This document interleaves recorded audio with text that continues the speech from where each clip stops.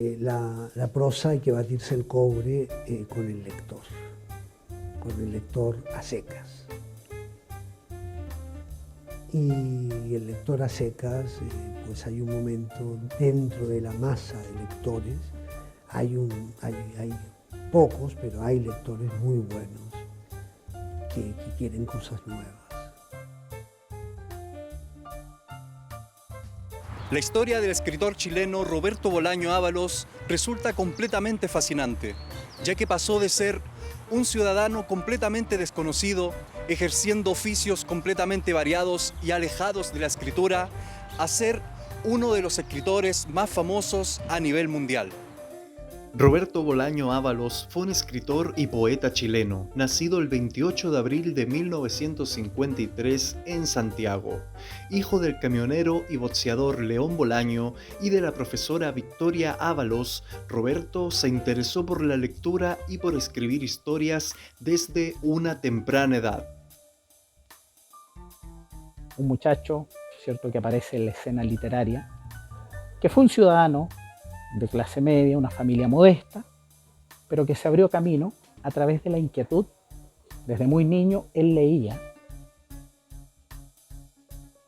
Al poco tiempo de que naciera su hermana María, la familia Bolaño comienza un peregrinaje por ciudades como Valparaíso, Viña del Mar, Quilpué y Los Ángeles, hasta que en 1968 su familia se traslada a México, escenario principal de varias de sus obras.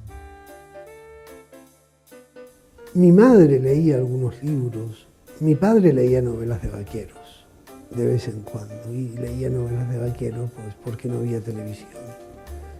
Estas novelitas de vaquero de formato muy pequeñito que se guardaban en el bolsillo trasero del pantalón. Producto de sus inquietudes ideológicas, Roberto Bolaño decide cruzar el continente para apoyar a la Unidad Popular y al gobierno de Salvador Allende.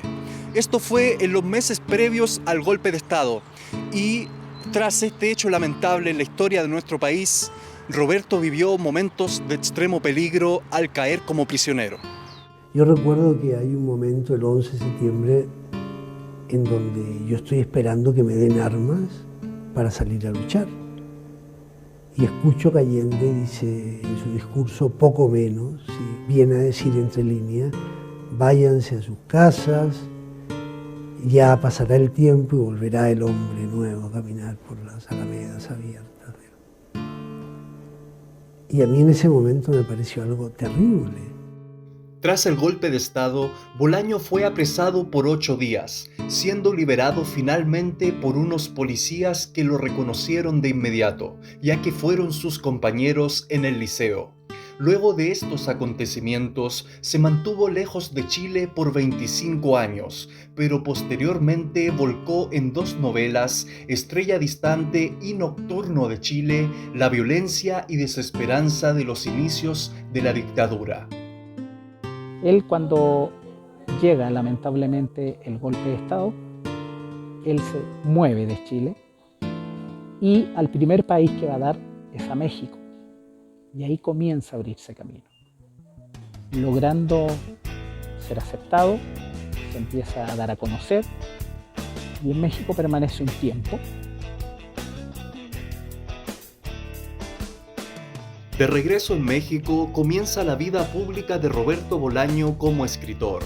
En 1975, junto a su amigo Mario Papasquiaro y otros poetas, funda el movimiento infrarrealista y ese mismo año lanza su primer libro de poemas, Reinventar el amor, que culmina con el manifiesto infrarrealista que a su vez grafica muy bien su vida. Déjenlo todo, nuevamente láncense a los caminos. Bueno, Roberto Bolaño es un autor chileno, felizmente, universal sobre todo, porque su obra, casi toda la obra de Bolaño fue escrita afuera, en el exterior, en Europa, en México.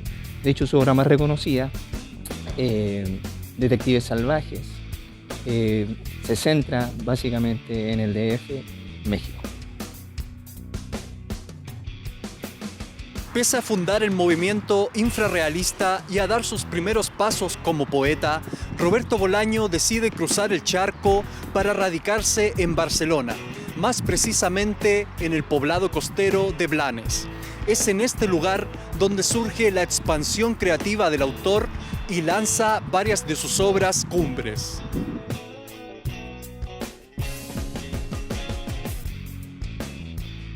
Él comentó que era escritor y tal, entonces yo recuerdo un buen día que le dije, pero a ver, escritor, pero tú estás en segunda B, ¿no?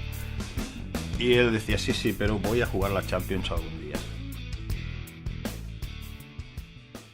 No todo fue siempre color de rosa para Bolaño. Estando en Europa y con una visa que no le permitía trabajar formalmente, se desempeñó como lavaplatos, recolector de basura, vendedor de artesanía, temporero y descargador de barcos. Si sobraba un espacio de tiempo, escribía, y si apremiaba la falta de dinero, robaba libros. A veces cuando vemos a alguien que es famoso o que tiene un reconocimiento, nosotras sin querer nos comportamos de una manera diferente. En cambio, cuando es una persona como tú, que te puedes hasta discutir con él y pues tu naturalidad también te sale.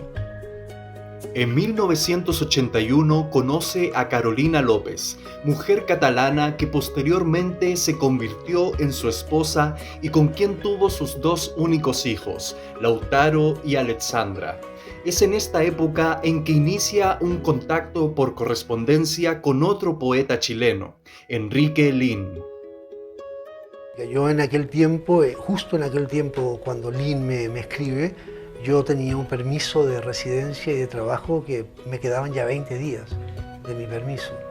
Tenía la absoluta certeza de que no me lo iban a renovar. Me quedaba dinero para 35 días.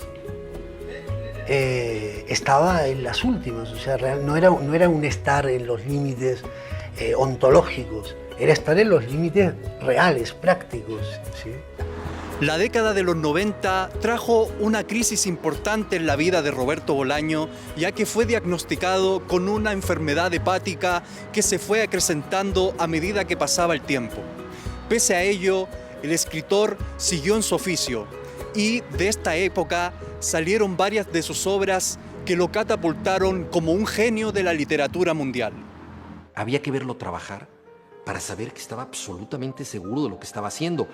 No necesitaba un premio, no necesitaba publicar, él escribía. Y él veía los pequeños premios municipales y enviaba sus cuentos y a veces ganaba, a veces no. En 1992, Bolaño se enteró de la enfermedad hepática que lo aquejó hasta sus últimos días. Es en este contexto que decidió volcar su trabajo hacia la prosa, puesto que era más rentable económicamente. Esta decisión llevó al escritor a privilegiar el desarrollo de su obra por sobre el cuidado de su salud. Al siguiente año publicó La pista de hielo y Los perros románticos, que le valió en 1994 obtener el premio literario Ciudad de Irún. Su literatura, su catálogo en su inicio fue publicada en Anagrama, porque ahí conoce a un amigo muy querido, ¿cierto?, llamado Jorge Herralde. Jorge Herralde, él era editor de la editorial Anagrama. La segunda mitad de la década de los 90 supuso el comienzo del reconocimiento internacional a la obra de Bolaño. En 1996 publicó novelas como La literatura nazi en América y Estrella distante, que tuvieron una considerable acogida, pero las loas no se detuvieron ahí, ya que gracias a la buena crítica y recepción de Los detectives salvajes, en 1998 obtuvo el premio Herralde y al año siguiente ganó el premio Rómulo Gallegos, considerado el galardón más prestigioso en Iberoamérica. Uno de los motores que me lleva a escribir Los detectives salvajes es romper la unanimidad. Y supongo que tendré una unas cumplidas respuestas. Espero que ninguna llegue a los combos, como decíamos en el Liceo de Los Ángeles, porque yo ya no estoy para combos, realmente estoy con el hígado muy mal. Y si me pegan en el hígado me han noqueado. Yo prefiero que me peguen en la cara, como Robert De Niro en Toro Salvaje.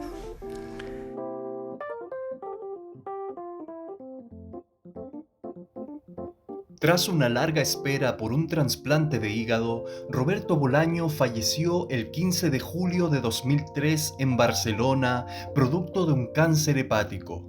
Con tan solo 50 años y más de 2 decenas de libros publicados, la muerte del chileno generó gran pesar en el mundo de la literatura a ambos lados del Atlántico. Desde luego que ha contribuido mucho el mito, porque él es un mito ya, es una figura pues por la vida dramática, su muerte tan temprana, esos últimos años de agonía, escribiendo prácticamente con un pie en la tumba, todo eso ha creado un mito, pero el mito ha servido en este caso para potenciar el reconocimiento de una obra donde había originalidad, donde había calidad. Pese a su muerte, el legado de Bolaño fue en un aumento exponencial. En 2004 se publicó su épica obra 2666, el trabajo de mayor envergadura en su carrera.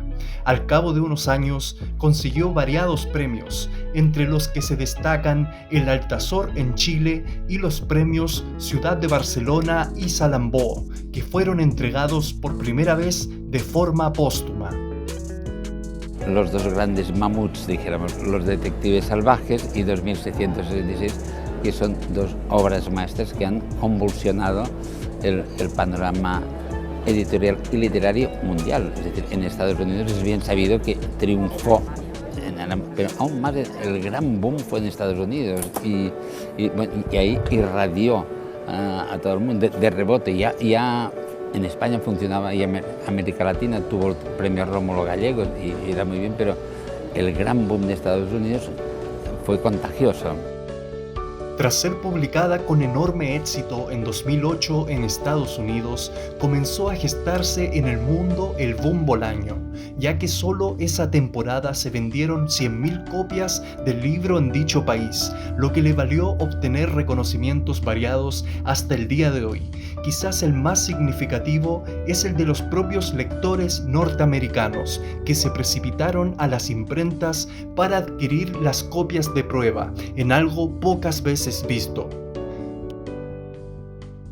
I've studied him, thought about him, went to Blanes to see where he lived. I've met his family. I have read his books, especially 2666. 666, which I think is our first 21st century masterpiece. I think that he died and left the people at least one masterpiece.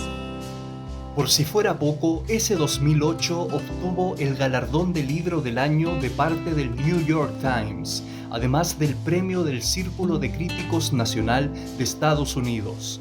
Más recientemente, en 2019, la obra póstuma ambientada en el México salvaje que permaneció en el inconsciente del autor fue considerada por un panel de 84 expertos convocados por el diario El País de España como el libro más influyente en estas primeras 2 décadas del siglo XXI.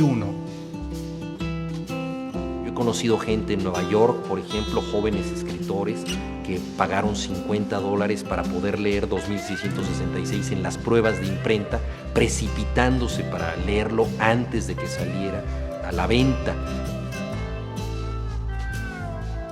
En definitiva, se puede decir que la irrupción de Bolaño en la escena literaria mundial produjo un impacto que probablemente no se vivía desde la llegada de los grandes novelistas del boom latinoamericano, como García Márquez y Vargas Llosa, redefiniendo la forma de escribir e incluso haciendo replantear los cánones establecidos en la narrativa. Todo ello tiene gran valor, al ser un escritor venido del tercer mundo, lo cual hace más difícil la trascendencia para muchos autores. En el contexto de la globalización, Roberto Bolaño sitúa al sujeto latinoamericano como una voz distinta porque pone en crisis al mundo occidental. Y lo que significa el mundo occidental en todo su proyecto de la modernidad. Y de alguna forma podríamos decir que es como Bolaño diciendo que en Latinoamérica no ha sido posible la modernidad todavía. Si bien la muerte de Roberto Bolaño fue muy prematura, solo acrecentó su leyenda. Es por eso que estamos en condiciones de decir que no solo es un gran escritor en nuestro país o en Latinoamérica, sino que más bien en el mundo entero.